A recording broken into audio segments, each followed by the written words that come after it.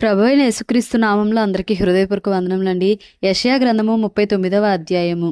ఆ కాలమందు బబులోను రాజును బలదాను కుమారుడునైన మెరోదక్బలదాను హిజ్కియా రోగి అయి బాగుపడిన సంగతి విని పత్రికలను కానుకను అతని యొద్దకు పంపగా, హిజ్కియా దూతలు వచ్చిన మాట విని వారిని లోపలికి రప్పించి తన ఇంటనేమి రాజ్యమందేమీ కలిగిన సమస్త వస్తువులలో దేనిని మరుగు చేయక తన పదార్థములు గల కొట్టును, వెండి బంగారములను, గంధవర్గములను, పరిమళ తైలమును, ఆయుధశాలను, తన పదార్థములలోనున్న సమస్తమును వారికి చూపించెను. పిమ్మట ప్రవక్త అయిన యెషయా రాజైన హిజ్కియా యొద్దకు వచ్చి, ఆ మనుషులు ఏమనిరి? నీ యొద్దకు ఎక్కడ నుండి వచ్చిరి అని అడుగగా, హిజ్కియా బబులోనును దూరదేశము నుండి వారు వచ్చి ఉన్నారని చెప్పెను.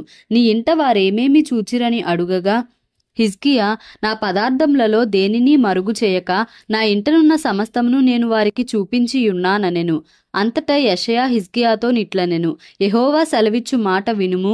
రాబోవు దినములలో ఏమీయు మిగులకుండా నీ ఇంటనున్న సమస్తమును నేటి వరకు నీ పితరులు సమకూర్చి దాచిపెట్టినది అంతయును బబులోను పట్టణంనకు ఎత్తికొని పోవుదురని సైన్యములకు అధిపతియగు యెహోవా సెలవిచ్చుచున్నాడు.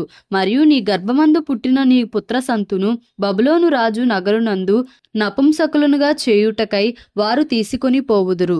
అందుకు హిజ్కియా, నీవు తెలియజేసిన యెహోవా ఆజ్ఞ చొప్పున జరుగుట మేలే, నా దినములలో సమాధాన సత్యములు కలుగునుగాక అని యెషయాతో అనెను. యెషయా గ్రంథము 40వ అధ్యాయము.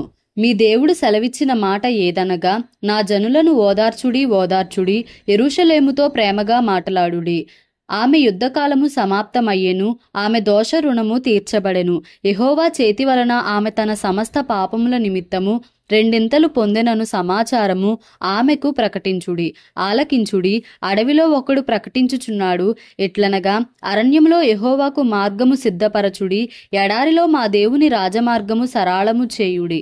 ప్రతి లోయను ఎత్తు చేయవలెను, ప్రతి పర్వతమును ప్రతి కొండను అణచవలెను. వంకరవి చక్కగాను కరుకైనవి సమముగాను ఉండవలెను. యెహోవా మహిమ బయలుపరచబడును, ఒకడును తప్పకుండా సర్వ శరీరులు దాని చూచెదరు. ఇలాగున జరుగునని యెహోవా సెలవిచ్చియున్నాడు. ఆలకించుడి, ప్రకటించుమని ఒకడు ఆజ్ఞ ఇచ్చుచున్నాడు, నేనేమి ప్రకటింతునని మరియొకడు అడుగుచున్నాడు. సర్వ శరీరులు గడ్డి అయ్యున్నారు, వారి అందమంతయు అడవి పువ్వు వలె ఉన్నది. యెహోవా తన శ్వాసము దాని మీద ఊదగా గడ్డి ఎండును, పువ్వు వాడును. నిశ్చయముగా జనులు గడ్డి వంటి వారే, గడ్డి ఎండిపోవును, దాని పువ్వు వాడిపోవును.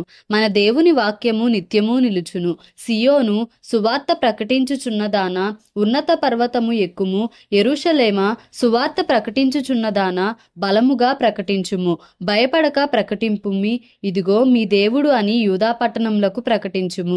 ఇదిగో తన బాహువే తన పక్షమున ఏలుచుండగా ప్రభువగు యెహోవా తానే శక్తి సంపన్నుడై వచ్చును. ఆయన ఇచ్చు బహుమానము ఆయన యొద్దయున్నది, ఆయన చేయు ప్రతికారము ఆయనకు ముందుగా నడుచుచున్నది. గొర్రెల కాపరి వలె ఆయన తన మందను మేపును, తన బాహువుతో గొర్రెపిల్లలను కూర్చి రొమ్మున ఆనించుకొని మోయును. పాలిచ్చు వాటిని ఆయన మెల్లగా నడిపించును. తన పుడిసిటిలో జలములు కొలిచినవాడెవడు?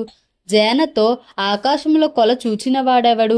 భూమిలోని మన్ను కొలపాత్రలో ఉంచినవాడెవడు? త్రాసుతో పర్వతములను తూచినవాడెవడు? తూనిక చేత కొండలను తూచినవాడెవడు? యెహోవా ఆత్మకు నేర్పినవాడెవడు? ఆయనకు మంత్రి అయి ఆయనకు బోధపరచిన వాడెవడు? ఎవని యొద్ద ఆయన ఆలోచన అడిగెను? ఆయనకు వివేకము కలుగజేసిన వాడెవడు? న్యాయ మార్గమును గూర్చి ఆయనకు నేర్పిన వాడెవడు? ఆయనకు జ్ఞానమును అభ్యసింపజేసిన వాడెవడు? ఆయనకు బుద్ధి మార్గము బోధించిన వాడెవడు? జనములు చేద నుండి జారు బిందువుల వంటివి, జనులు త్రాసు మీది ధూళి వంటివారు. ద్వీపములు గాలికి ఎగురు సూక్ష్మ రేణువుల వలె నున్నవి. సమిదలకు లెబానోను చాలకపోవును, దహన బలికి దాని పశువులు చాలవు. ఆయన దృష్టికి సమస్త జనములు లేనట్టుగానే యుండును. ఆయన దృష్టికి అవి అభావముగాను శూన్యముగాను ఎంచబడును. కావున మీరు ఎవరితో దేవుని పోల్చుదురు? ఏ రూపమును ఆయనకు సాటి చేయగలరు? విగ్రహమును చూడగా శిల్పి దానిని పోతపోయును, కంసాలి దానిని బంగారు రేకులతో పొదుగును, దానికి వెండి గొలుసులు చేయును. విలువగల దానిని అర్పింపజాలని నీరసుడు పుచ్చని మ్రాను ఏర్పరచుకొనును. కదలని విగ్రహంను స్థాపించుటకు నేర్పుగల పనివాని వెదకి పిలుచుకొనును. మీకు తెలియదా? మీరు వినలేదా? మొదటి నుండి ఎవరును మీతో చెప్పలేదా? భూమిని స్థాపించుటను బట్టి మీరు దాని గ్రహింపలేదా? ఆయన భూమండలము మీద ఆసీనుడై ఉన్నాడు. దాని నివాసులు మిడతల వలె కనబడుచున్నారు. ఒకడు తెరను విప్పినట్లు ఆయన ఆకాశ వైశాల్యమును వ్యాపింపజేసెను. ఒకడు గుడారము వేసినట్లు ఆయన దానిని నివాస స్థలముగా ఏర్పరచెను. రాజులను ఆయన లేకుండా చేయును. భూమి యొక్క న్యాయాధిపతులను మాయా స్వరూపులుగా చేయును. వారు నాటబడగనే విత్తబడగనే వారి మొదలు భూమిలో వేరు తన్నక మునుపే ఆయన వారి మీద ఓదగా వారు వాడిపోవుదురు. సుడిగాలి పొట్టును ఎగరగొట్టునట్లు ఆయన వారిని ఎగరగొట్టును. నీవు ఇతనితో సమానుడవని మీరు నన్నెవనికి సాటి చేయుదురు అని పరిశుద్ధుడు అడుగుచున్నాడు. మీ కన్నులు పైకెత్తి చూడుడి. వీటిని ఎవడు సృజించెను? వీటి లెక్క చొప్పున వీటి సమూహములను బయలుదేరజేసి వీటన్నిటికీ పేరులు పెట్టి పిలుచువాడే గదా. తన అధిక శక్తి చేతను తనకు కలిగియున్న బలాతిశయము చేతను ఆయన యొక్కటి అయినను విడిచిపెట్టడు. యాకోబు, నా మార్గము యెహోవాకు మరుగై ఉన్నది, నా న్యాయము నా దేవుని దృష్టికి కనబడలేదు అని నీవేళ అనుచున్నావు? ఇశ్రాయేలు, నీవేళ ఇలాగు చెప్పుచున్నావు? నీకు తెలియలేదా? నీవు వినలేదా? భూదిగంతములను సృజించిన యెహోవా నిత్యుడగు దేవుడు. ఆయన సొమ్మసిల్లడు, అలయడు. ఆయన జ్ఞానమును శోధించుట అసాధ్యము. సొమ్మసిల్లిన వారికి బలమిచ్చువాడు ఆయనే. శక్తిహీనులకు బలాభివృద్ధి కలుగజేయువాడు ఆయనే. బాలురు సొమ్మసిల్లుదురు, అలయుదురు. యవనస్తులు తప్పక తొట్టిల్లుదురు. యెహోవా కొరకు ఎదురుచూచువారు నూతన బలము పొందుదురు. వారు పక్షిరాజుల వలె రెక్కలు చాపి పైకి ఎగురుదురు. అలయక పరిగెత్తుదురు, సొమ్మసిల్లక నడిచిపోవుదురు. యెషయా గ్రంథము 41వ అధ్యాయము. ద్వీపములారా, నా ఎదుట మౌనముగా నుండుడి. జనములారా, నూతన బలము పొందుడి. వారు నా సన్నిధికి వచ్చి మాటలాడవలెను. వ్యాజ్యము తీర్చుకొనుటకు మనము కూడుకొందము రండి. తన ప్రవర్తన అంతటిలో నీతిని జరిగించు వానిని తూర్పు నుండి రేపి పిలిచినవాడెవడు? ఆయన అతనికి జనములను అప్పగించుచున్నాడు, రాజులను లోబరచుచున్నాడు. ధూళి వలె వారిని అతని ఖడ్గమునకు అప్పగించుచున్నాడు. ఎగిరిపోవు పొట్టు వలె అతని వింటికి వారిని అప్పగించుచున్నాడు. అతడు వారిని తరుముచున్నాడు. తాను ఇంతకు ముందు వెళ్ళని త్రోవనే సురక్షితముగా దాటిపోవుచున్నాడు. ఎవడు దీనిని ఆలోచించి జరిగించెను? ఆది నుండి మానవ వంశములను పిలిచిన వాడనైనా యెహోవానగు నేనే. నేను మొదటి వాడను, కడవరి వారితోనూ ఉండువాడను. ద్వీపములు చూచి దిగులు పడుచున్నవి, బూదిగంతములు వణకుచున్నవి. జనులు వచ్చి చేరుచున్నారు. వారు ఒకనికొకడు సహాయము చేసుకొందురు. ధైర్యము వహించుమని ఒకనితో ఒకడు చెప్పుకొందురు. అతుకుటను గూర్చి అది బాగుగా ఉన్నదని చెప్పి శిల్పి కంసాలిని ప్రోత్సాహపరచును. సుత్తెతో నునుపు చేయువాడు దాగలి మీద కొట్టువానిని ప్రోత్సాహపరచును. విగ్రహము కదలకుండా పనివాడు మేకులతో దాన్ని బిగించును. నా సేవకుడవైన ఇశ్రాయేలు, నేనేర్పరచుకొనిన యాకోబు, నా స్నేహితుడైన అబ్రహాము సంతానమా, బూదిగంతముల నుండి నేను పట్టుకొని దాని కొనల నుండి పిలుచుకొనిన వాడా, నీవు నా దాసుడవనియు నేను నిన్ను ఉపేక్షింపక ఏర్పరచుకొంటిననియు నేను నీతో చెప్పియున్నాను. నీకు తోడైయున్నాను. భయపడకుము, నేను నీ దేవుడనై ఉన్నాను. దిగులు పడకుము, నేను నిన్ను బలపరతును. నీకు సహాయము చేయువాడను నేనే. నీతి అను నా దక్షిణ హస్తముతో నిన్ను ఆదుకొందును. నీ మీద కోపపడిన వారందరూ సిగ్గుపడి విస్మయముందెదరు. నీతో వాదించువారు మాయమై నశించిపోవుదురు.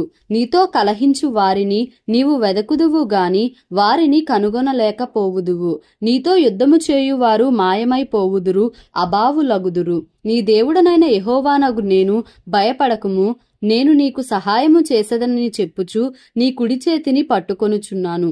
పురుగు వంటి యాకోబు, స్వల్ప జనమగు ఇశ్రాయేలు, భయపడకుడి, నేను నీకు సహాయము చేయుచున్నాను అని యెహోవా సెలవిచ్చుచున్నాడు. నీ విమోచకుడు ఇశ్రాయేలు పరిశుద్ధ దేవుడే. కక్కులు పెట్టబడి పదునుగల క్రొత్తదైన నురిపిడి మ్రానుగా నిన్ను నియమించియున్నాను. నీవు పర్వతములను నూర్చుదువు, వాటిని పొడి చేయుదువు, కొండలను పొట్టువలే చేయుదువు. నీవు వాటిని గాలించగా గాలి వాటిని కొనిపోవును, సుడిగాలి వాటిని చెదరగొట్టును. నీవు యెహోవాను బట్టి సంతోషించుదువు, ఇశ్రాయేలు పరిశుద్ధ దేవుని బట్టి అతిశయపడుదువు. దీన దరిద్రులు నీళ్లు వెదకుచున్నారు, నీళ్లు దొరకక వారి నాలుక దప్పిచేత ఎండిపోవుచున్నది. యెహోవా అను నేను వారికి ఉత్తరమిచ్చెదను. ఇశ్రాయేలు దేవుడనైన నేను వారిని విడనాడను. జనులు చూచి యెహోవా హస్తము ఈ కార్యము చేసెననియు, ఇశ్రాయేలు పరిశుద్ధ దేవుడు దీని కలుగజేసెననియు తెలిసికొని మనస్కరించి స్పష్టముగా గ్రహించునట్లు చెట్లు లేని అంతులేని మెట్టల మీద నేను నదులను పారజేసెదను,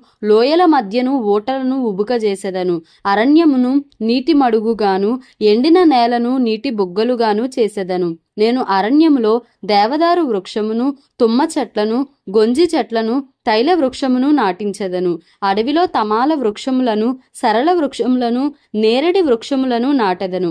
వ్యాజ్యమాడుడని యెహోవా అనుచున్నాడు, మీ రుజువు చూపించుడని యాకోబు రాజు చెప్పుచున్నాడు. జరగబోవు వాటిని విశదపరిచి మా ఎదుట తెలియజెప్పుడి. పూర్వమైన వాటిని విశదపరచుడి. మేమాలోచించి వాటి ఫలమును తెలుసుకున్నట్లు వాటిని మాకు తెలియజెప్పుడి.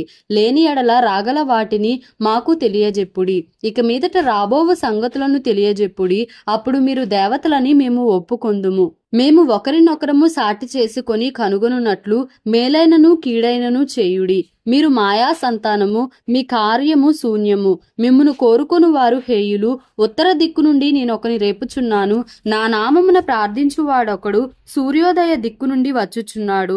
ఒకడు బురద త్రొక్కునట్లు, కుమ్మరి మన్ను త్రొక్కునట్లు అతడు సైన్యాధిపతులను నలుగద్రొక్కును. మేము ఒప్పుకొనున్నట్లు జరిగిన దానిని ఆది నుండి తెలియజెప్పిన వాడెవడు? ఆ వాదము న్యాయమని మేము అనునట్లు పూర్వకాలమున దానిని తెలియజెప్పిన వాడెవడు? దాన్ని తెలియజెప్పు వాడెవడునూ లేడు, వినిపించువాడెవడునూ లేడు. మీ మాటలు వినువాడెవడునూ లేడు. ఆలకించుడి, అవియే అని మొదట సియోనుతో చెప్పిన వాడను నేనే. యెరూషలేమునకు వర్తమానము ప్రకటింపునొకని నేనే పంపితిని. నేను చూడగా ఎవడనూ లేకపోయెను. నేను వారిని ప్రశ్న వేయగా ప్రత్యుత్తరమియ్యగల ఆలోచనకర్త ఎవడునూ లేకపోయెను. వారందరూ మాయా స్వరూపులు. వారి క్రియలు మాయ, వారి పోత విగ్రహములు శూన్యములు. అవి వట్టి గాలి అయి ఉన్నవి. దేవుడి పరిశుద్ధ వాక్యంను మన వినికిడిలో దీవించి ఆశీర్వదించును గాక. ఆమేన్. Please like, share and subscribe for more videos.